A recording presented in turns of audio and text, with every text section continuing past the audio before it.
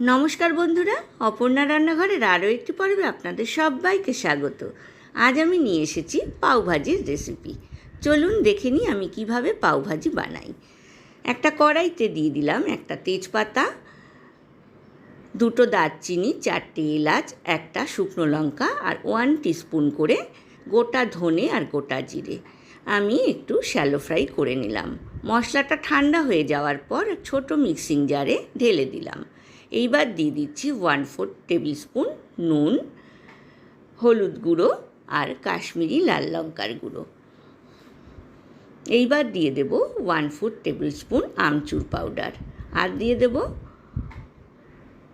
1/4 table spoon হিং। মশলাটাকে ভালোভাবে আমি বানিয়ে নিলাম। বানিয়ে নেওয়ার পর মশলার মধ্যে দিয়ে দিলাম 1 টেবিল স্পুন গোলমরিচ আর বিট নুন। এইবার একটা কড়াই গ্যাস ওভেনে বসিয়ে আমি 1 টেবিল স্পুন বাটার দিয়ে দুটো ছোট করে কেটে নেওয়া পেঁয়াজকে ভেজে নিচ্ছি। পেঁয়াজের মধ্যে কিন্তু আমি একটু নুন দিয়ে দিয়েছি। এইবার দুটো টমেটো বীজ ছাড়িয়ে নিয়ে আমি কড়াইয়ের মধ্যে দিয়ে দিলাম পেঁয়াজের সাথে। দেখুন পাওভাজির মশলা কিন্তু একদম রেডি। আমি কিন্তু ঘরেই বানিয়ে নিই, আপনারা ইচ্ছা করলে কিন্তু এভারেস্টের পাওভাজি মশলা ব্যবহার করতে পারেন। এইবার কড়াইতে দিয়ে দিলাম সেদ্ধ করে নেওয়া বিনস আর সেদ্ধ করে নেওয়া গাজরের টুকরো। খুব ভালোভাবে মিক্স করে নিচ্ছি। নিয়েছি বেশ খানিকটা বিট, আমি সেদ্ধ করে নিয়েছি। বিটটাকে আমি একটু পেস্ট করে নিলাম। দিয়ে দিয়েছি 3-4টে কুচনো কাঁচা লঙ্কা আর দিয়ে দিলাম পেস্ট করে নেওয়া বিট। খুব ভালোভাবে মিক্স করে নিচ্ছি। এইবার একটা বড় সাইজের সেদ্ধ করে নেওয়া আলু ম্যাশ করে আমি এখানে দিয়ে দিলাম। সব উপকরণের সাথে ভালোভাবে মিক্স করে নিচ্ছি। এইবার দিয়ে দিলাম পরিমাণ মতো চিনি আর জিরে ভাজার গুঁড়ো। খুব ভালোভাবে মিক্স করে নিচ্ছি। এইবার ম্যাশার দিয়ে আমি ভালোভাবে মশলাটাকে ম্যাশ করে নিচ্ছি। গ্যাসের ফ্লেমটা কিন্তু আমি মিডিয়াম টু হাই রেখেছিলাম।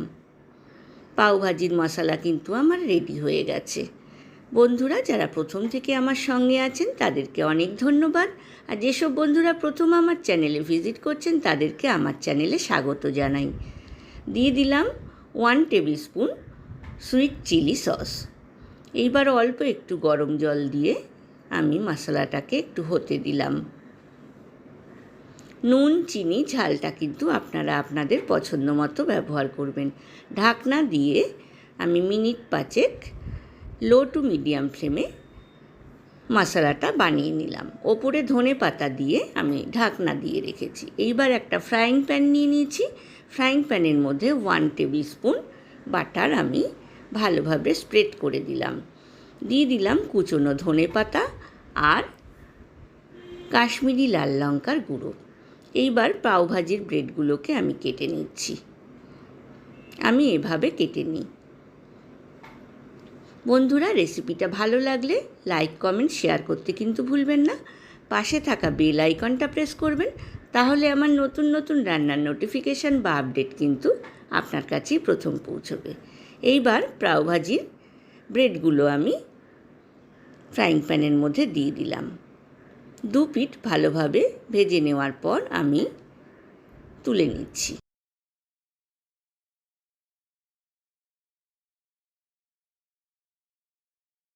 ফ্রাইং প্যানে আমি আবারও 1 টেবিল স্পুন বাটার দিয়ে কুচনো ধনে পাতা আর কাশ্মীরি লাল লঙ্কার গুঁড়ো দিয়ে দিলাম।